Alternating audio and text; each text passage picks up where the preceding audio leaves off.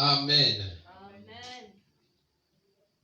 Alors le message que le Seigneur nous donne ce matin va beaucoup éveiller ton esprit.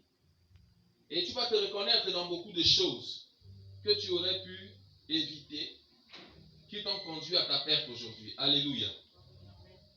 Le message donc que le Seigneur nous donne de prêcher aujourd'hui, pourquoi ta souffrance est-elle continuelle? Alors, nous avons vu dans le livre de Luc, chapitre 19, le verset 41 à 44. Oui, dans le livre de 1 Samuel, chapitre 15, le verset 13 à 23. Amen. Je crois aujourd'hui que tu seras béni en ce matin. Je crois que le message que le Seigneur t'envoie aujourd'hui va beaucoup t'édifier. Et je pense qu'à l'avenir, tu feras attention à beaucoup de choses. Et tu comprendras d'abord pourquoi, jusqu'à présent, ta souffrance est continuelle. Alléluia. Amen. Alléluia. Amen. Voilà, tu acclames et tu prêches.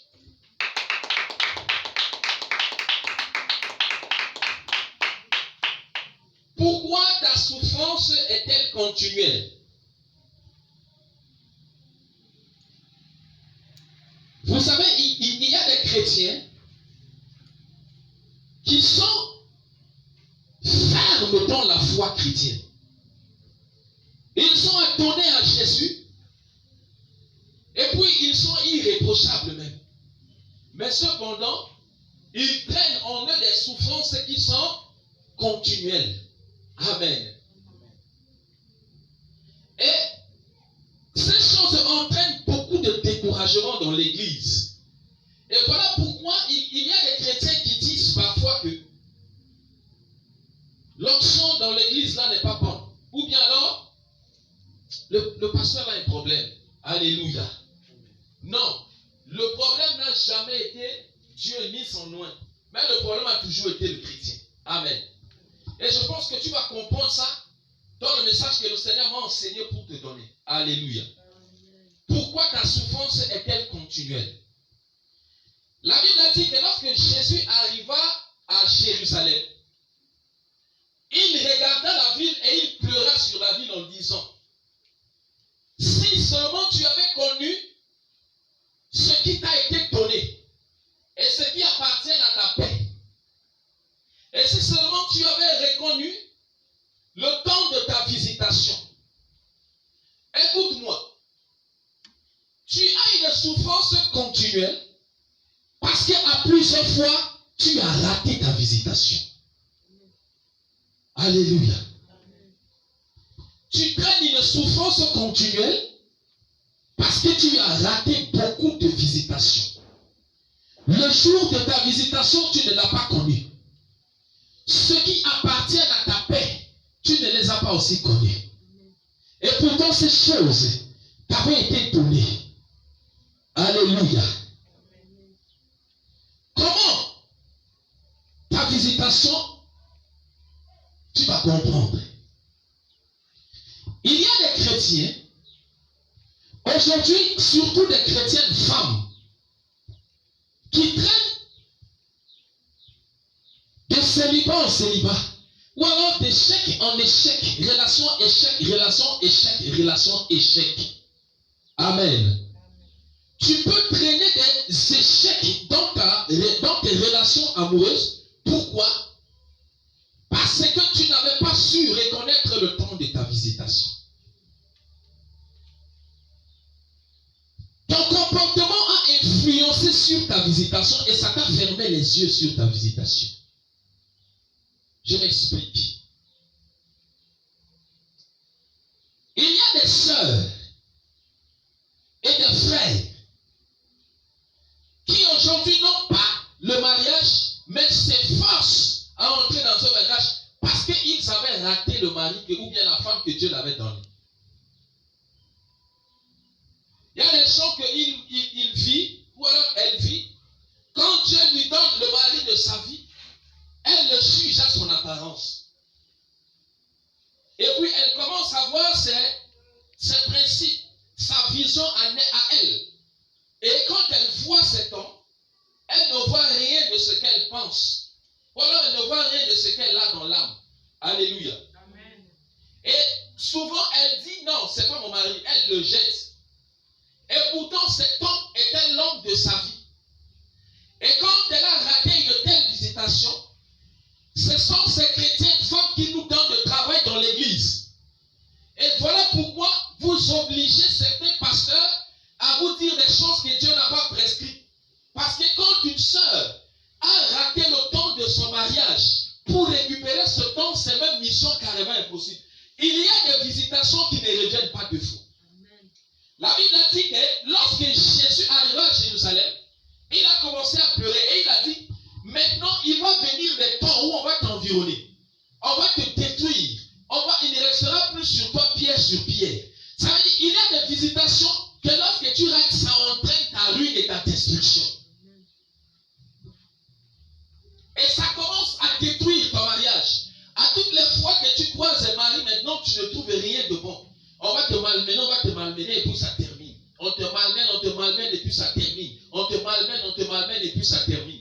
Parce que tu avais rejeté l'homme que Dieu t'avait donné. Et aujourd'hui, tu ne trouveras pas la grâce là. Parce que, excuse-moi, il y a des grâces que Dieu donne dans la vie de chacun une seule fois. La grâce du mariage n'est pas le pain quotidien. La grâce de l'enfantement, ce n'est pas l'eau à boire d'un chrétien, c'est des visitations. Dieu n'a pas visité Adam et Ève 2 fois dans le cadre du mariage, c'est une seule fois. Alors quand tu vas rater une seule fois ton mariage, tu n'en trouveras plus un autre. Voilà pourquoi ton célibat est continuel. Et c'est toi qui es dans les églises en train de prier pour que Dieu te donne un mari, alors que hier, parce que tu t'étais senti plus belle qu'à aujourd'hui, tu t'étais senti importante avant, et tu as raté ce qui contribuait à ta paix. Aujourd'hui, ta beauté t'a perdu. Tes diplômes t'ont perdu. Ton argent t'a perdu. Voilà pourquoi ton célibat est continuel. Il y a des femmes chrétiennes qui sont dans des églises en train de prier afin que Dieu lui donne un enfant. Mes sœurs, Dieu t'a donné un enfant un jour, mais seulement tu l'as tué par avortement. Alors cette visitation-là, tu l'as ratée. Et toi-même, tu as détruit cette visitation. Voilà pourquoi il y a beaucoup de femmes chrétiennes qui n'arrivent pas à enfanter parce qu'elles ont détruit la visitation de l'enfantement. Alléluia. Amen. Pourquoi? Tu as certainement jugé en ce temps-là que je ne suis pas encore prête à avoir un enfant. Je n'ai pas encore les charges, voilà les moyens pour subvenir aux charges de cet enfant. Ça, tu as fait une erreur. Parce que la visitation de l'enfantement, c'est une grâce que tout le monde n'a pas. Il y a des gens qui naissent stériles. Il y a des femmes qui viennent au monde, elles ne sont pas destinées à enfanter. Mais si toi, Dieu te donne cette capacité, excusez-moi, hein, les scientifiques nous ont beaucoup menti il y a beaucoup de temps. Parce que le pouvoir de l'enfantement ne réside pas dans les trompes. Ça ne réside pas là. C'est un pouvoir divin. C'est une onction divine. Dieu dit, reproduisez-vous, multipliez-vous. C'est une onction qui dépose. Ça n'a rien à voir avec la science. Sinon, pas depuis que tu as commencé à te puiser avec les écorces, opération chirurgicale, machin, c'est que tu as déjà conçu depuis. Mais pourquoi tu ne conçois pas? Parce que c'est une histoire divine. Alors tu as certainement évacué l'enfant et tu as détruit ta visitation enfantine. La visitation de l'enfantement, toi-même tu l'as rendu stérile. Tu t'es détruit, tu as détruit cet enfantement. Voilà pourquoi ton enfantement aujourd'hui, ta stérilité d'aujourd'hui maintenant est continuelle. Alléluia. Excuse-moi. Il y a des femmes qui prétendent que le mariage n'est pas une fin en soi. C'est les femmes qui se consolent de leur souffrance dans le couple. Parce que Dieu n'a pas créé la femme pour deux buts. C'est un seul but que Dieu a créé la femme. Un seul. pour qu'elle aille en mariage pour aider son mari. C'est tout. Celui qui va te dire que Dieu a créé la femme pour 2 buts, c'est un menteur, c'est un blasphémateur. Dieu a créé une femme pour un seul but, aller en mariage et aider son mari. Cela ne veut pas dire l'aide peut être une multitude d'aides. Elle peut entrer dans son mariage et là-bas, elles vont les bénir pour aider son mari. C'est une aide. Tu peux être une femme que Dieu a prédestiné que tu seras pour un prophète ou un pasteur. C'est pour que quand tu vas en mariage, tu aides le pasteur là dans la prière, dans le jeûne.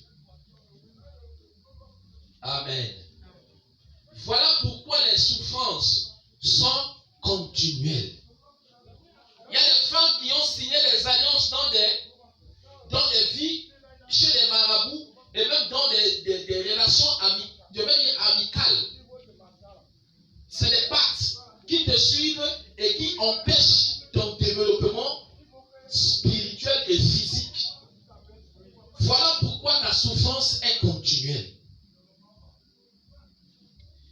Quand tu rates ta visitation, ce qui viendra après, c'est le désert. Oh, que rien ni personne ne te trompe. Celui qui ne reçoit pas la visitation, je le répète, terminera sa vie dans le ravin. Dieu, notre Dieu est un Dieu très mystérieux, qui ne se déplace pas en toute saison, qui ne visite pas n'importe comment. Voilà pourquoi il est Dieu. C'est ça qui fait la particularité de Dieu pour que nous continuions à le chercher tous les jours. Comme il est rare, c'est pourquoi on le cherche aussi beaucoup.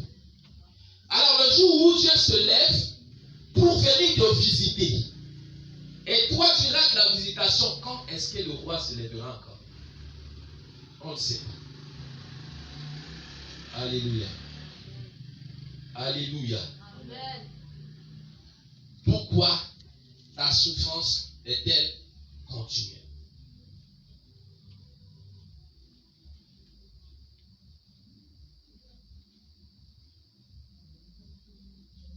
Que le diable ne te trompe pas et que le diable ne te séduise en rien. Une femme ou bien un homme, certainement la femme en priorité, ne peut trouver le bonheur que seulement et seulement si elle est en mariage. Ce n'est pas forcé que tu deviennes d'abord juge avant de te marier. Tu peux te marier et poursuivre ta vision. La vision de la femme est toujours attachée à celle de son mari. Voilà aussi un caractère où tu peux déterminer ton mari. Parfois, tu peux le croiser, il a un paquet emballé. Ou bien elle a un paquet emballé. Mais le fond est que vous aspirez à la même chose. Alléluia. Aujourd'hui, les sœurs cassent les téléphones des pasteurs avec les appels parce qu'elles veulent sortir du célibat. Mais elles ont refusé le mari de sa vie, peut-être ça fait 10 ans. Il a refusé la femme de sa vie, ça fait 5 ans. Mais il se bat aujourd'hui. Il jeûne, il prie, ton jeûne t'a prié, là, ne serviront à rien. Apprenez à jeûner sur ce qui est utile. Ne jeûnez pas pour rien. Sur ce qui est déjà détruit, c'est difficile. Surtout les visitations que tu as ratées, c'est difficile que ça revienne. Alléluia. Voilà pourquoi ta souffrance est continuelle.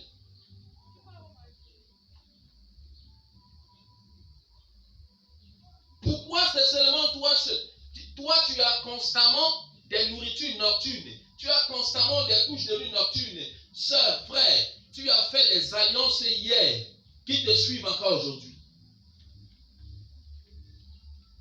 La Bible a dit, la parole est esprit et vie. Alors toute parole que tu parleras seront des esprits vivants. qui te poursuivent, qui vont te poursuivre jusqu'à ce que tu quittes la terre. Si tu ne les détruis pas et que tu ne les révoques pas, elles vont te suivre. Cette parole. Alléluia. Tu peux avoir eu un ami, ça fait 20 ans. Mais les paroles que tu lui as dit là-bas ont traversé les années pour te poursuivre jusqu'à aujourd'hui. Voilà aussi pourquoi cette souffrance est continuelle.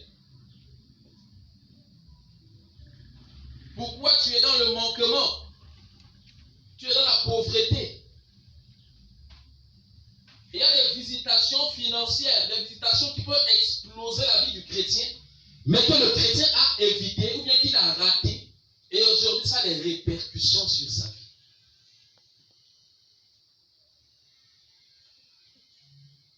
Alors avant de commencer souvent à prier pour des gens dans les églises, vraiment il faut d'abord que le pasteur s'informe de la vie du chrétien.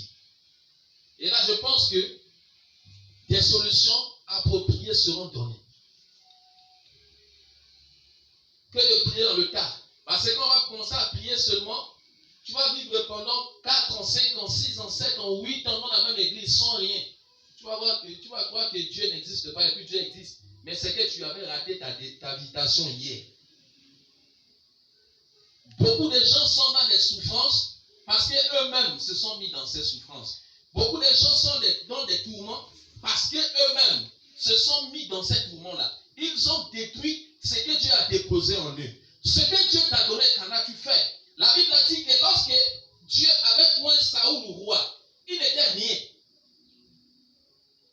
Il a reçu une visitation à laquelle il a répondu présent même. Mais au cours de la visitation, il s'est détourné de la vision. Il s'est détourné de la visitation. Cela dit, tu peux même avoir été visité.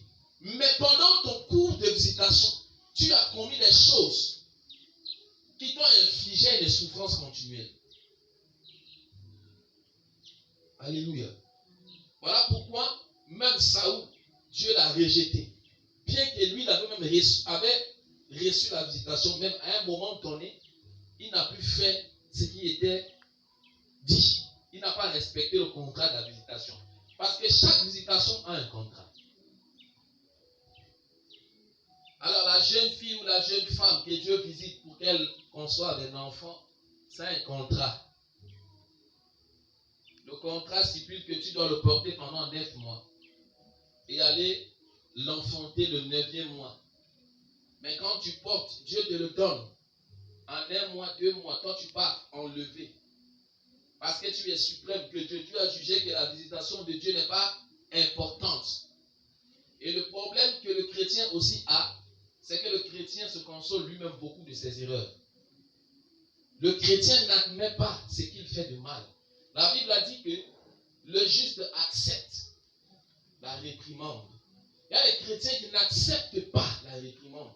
Ils refusent d'accepter ce qu'il a fait. Déjà, il y a des chrétiens même qui ne voient même pas ce qu'ils font. Alors, il commet des gaffes, et lui, il ne s'en aperçoit pas. Mais ta souffrance demeure continuelle. Alléluia. Bien-aimé, ce n'est pas tout qui est orchestré par le diable.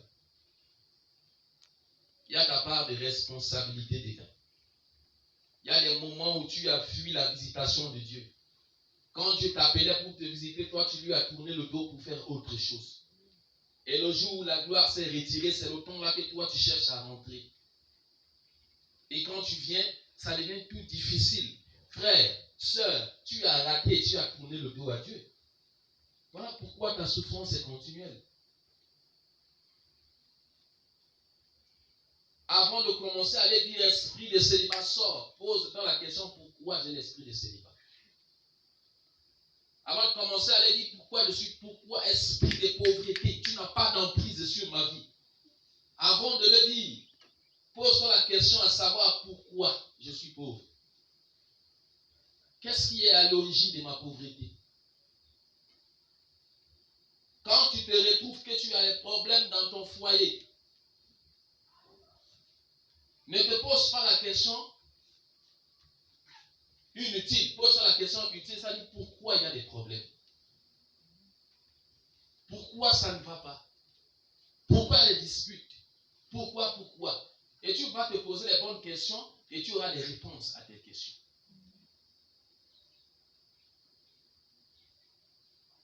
Il y a des sœurs que Dieu donne le mariage. Écoute-moi.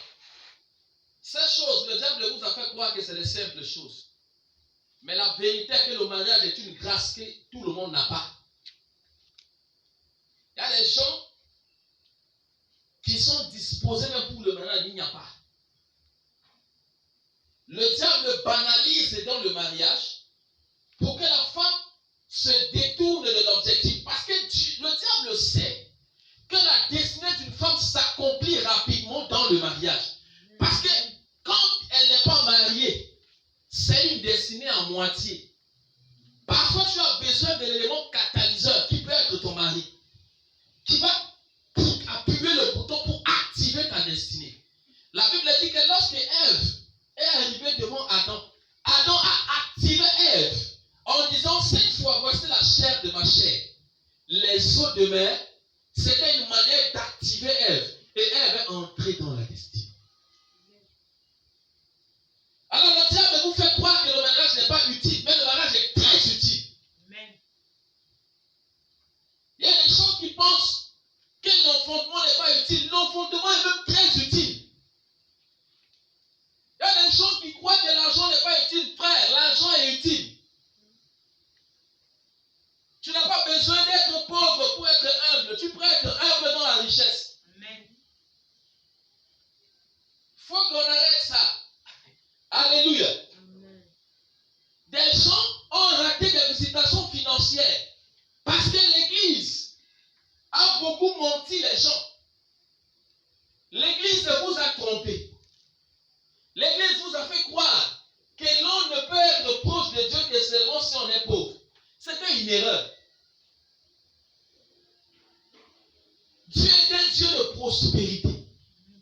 Tu peux bien servir Dieu dans la richesse et garder l'humilité de cœur.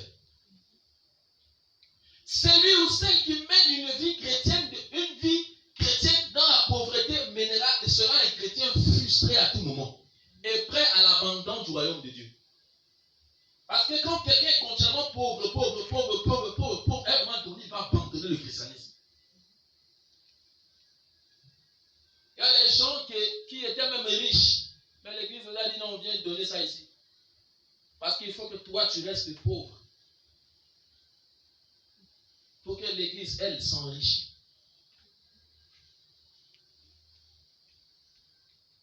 Pourquoi ma souffrance est-elle continuelle? Il y a des chrétiens qui ont déposé leurs sémences, leurs dîmes, chez les hommes qui ne sont pas des hommes de Dieu, qui sont des hommes de destruction. Et ça affecte ta vie professionnelle. Ça affecte ton travail. Ça affecte tes finances. Parce que tu as sémé sur la mauvaise terre. Tu as payé ta dîme chez le mauvais serviteur. Il y a des gens qui donnent des sacrifices, mais il n'y a pas d'exaucement. Parce que tu as sémé nulle part. Voilà pourquoi tes souffrances sont continuelles. Si Dieu te prend, c'est pour faire de toi quelqu'un de meilleur. La Bible dit Dieu prend les pauvres et les indigents pour les faire asseoir où? Et non pour prendre un pauvre pour le laisser demeurer dans la pauvreté, dans la saleté. Non. Si Dieu te prend pauvre, c'est pour t'élever.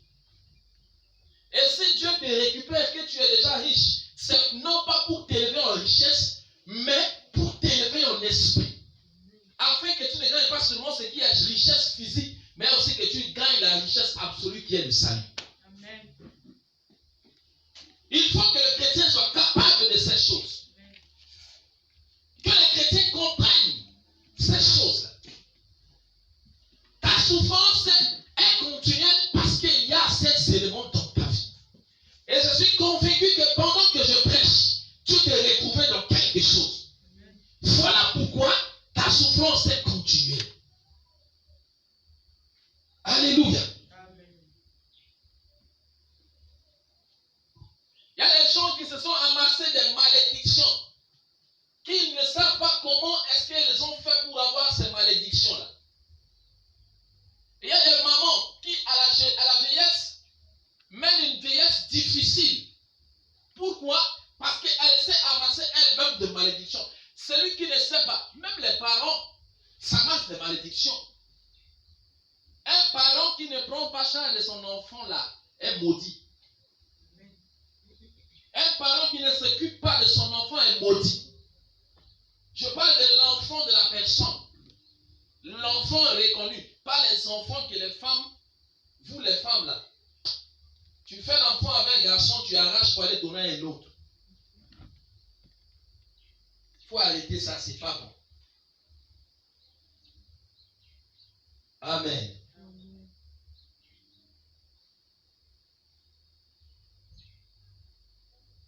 Et puis les hommes qui abandonnent les enfants là, abandonnez-les encore bien. Parce que quand tu abandonnes, il y a quelqu'un qui va récupérer. C'est comme ça avec Dieu. Elle a dit que même les pieds, il suscitera les pieds pour faire ce travail. Alléluia. Alors si un homme t'a abandonné avec l'enfant, ne pleure pas, sœur. Jésus, ton enfant, est un bon papa pour l'enfant. Amen. Papa de l'enfant, ce n'est pas forcément géniteur. Parce que tu peux être le géniteur d'un enfant, mais pas son père. Je ne sais pas si tu comprends. Amen. Tu peux être son géniteur, mais pas son père.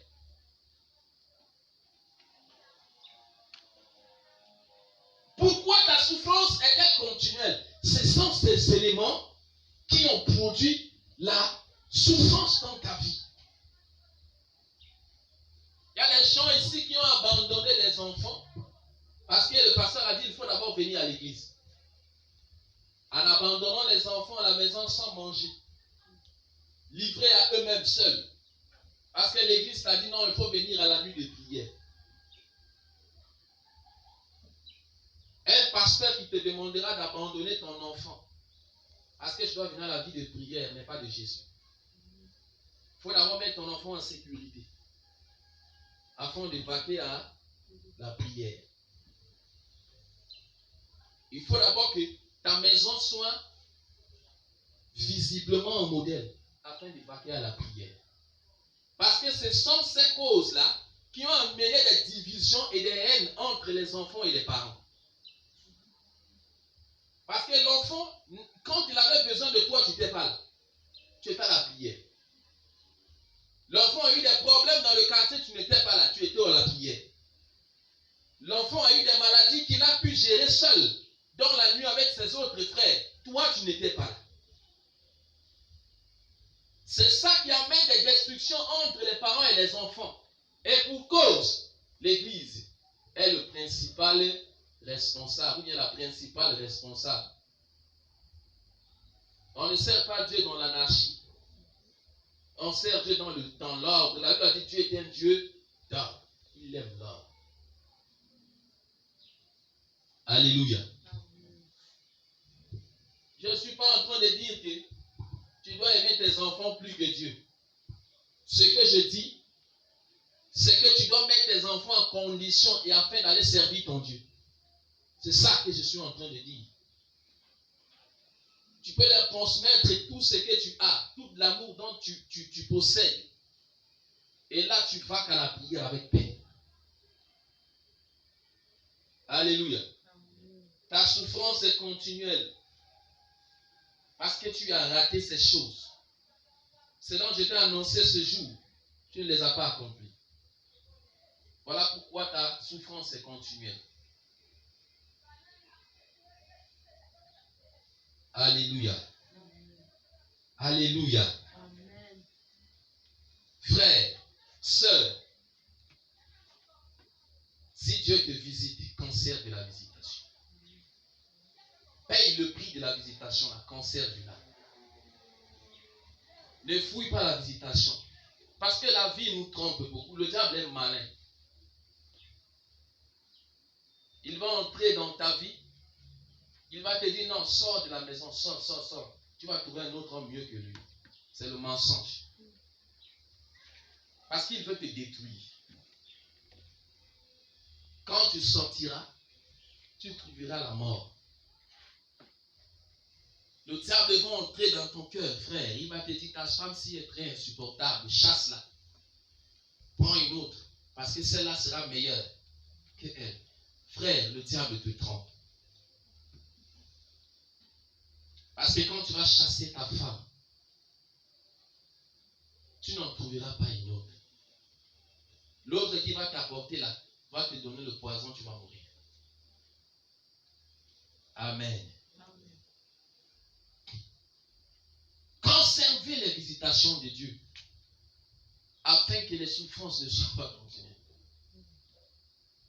Veillez à ce que la visitation que Dieu t'a donnée soit propre. Et alors ta souffrance ne sera pas continuelle. Alléluia. Est-ce qu'on peut acclamer pour Jésus?